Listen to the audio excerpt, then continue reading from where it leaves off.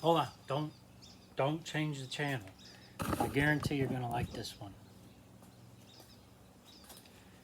How do you change what your cam does to your engine without changing the cam? I'm going to show you. I'm going to explain why. And probably going to ask yourself, well, why is this important? Well, because it greatly affects airflow and how your engine digests your air fuel mixture. It also affects cylinder fill, dynamic compression, not to be confused with corrected compression or static compression or compression ratio. They're all different, okay? Dynamic is when the engine's running. Period. That's it. That's how you get dynamic. Because you're taking everything into effect. It's not cam timing. That is not dynamic. That's corrected, okay? Because you're correcting for atmospheric pressure. And I'm getting off subject. Hold on. Let me get back on subject. Let's look at the exhaust seat. And I want to try and keep this very, very short, okay? Because the whiteboard, nobody likes it. Exhaust seat. You probably have heard me talk about the exhaust seat and having one angle on the exhaust seat, right? As opposed to a 3 angle or a 5 angle, right? So this is why. All right, crude but effective drawings. And I'm going to make this fast, all right? So bear with me. We're looking at specifically your exhaust, okay? And here's your intake. Low lift flow. Okay, lobe separation angle. Big effects on how the engine runs. Remember, when your exhaust valve opens, okay, your exhaust valve is opened and the piston is right before bottom dead center when it cracks all the way open and it pushes the exhaust out, all right? Why do rods stretch? You know what, that's off subject. The exhaust pulse, okay, without a tube, without a pipe, without something to channel the air, there will not be a pull on the intake because of the overlap.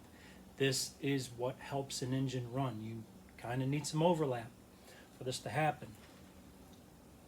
The overlap allows the exhaust to pull in the intake charge. The faster the pull, the more air you can compact if you have a non-high flowing exhaust seat, okay? Because remember, the intake is starting to open as that piston goes up the bore, all right? The intake is starting to open and the exhaust valve is starting to close, all right? So that wave of air, that push of air, it's going to want to draw in the intake, okay? And creates a suction in the cylinder, okay? That's how the rod gets pulled up. Low lift seat flow. If you have too much flow on the exhaust, when that exhaust valve is starting to close, all that pull from the intake is going to blow right out the exhaust. If you slow it down on the seat, what will happen is it will restrict the flow going out, and that pull, that velocity, that travel of air entering the cylinder will get trapped faster, creating a more higher running compression. Did I explain that right?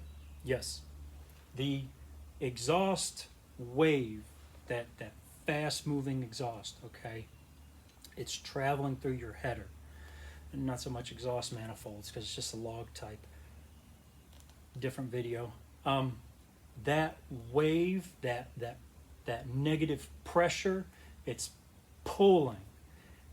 The only thing that's open is the overlap intake, okay, because your piston seals the engine.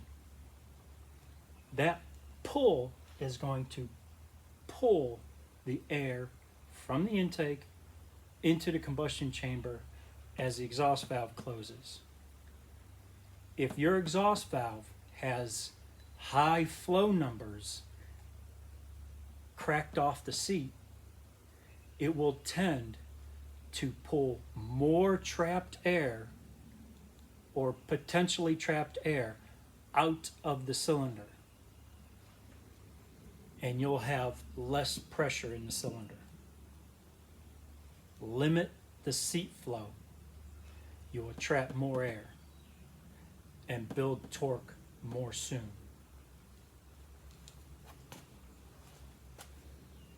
All you Vortec guys out there, take another look at the truck heads.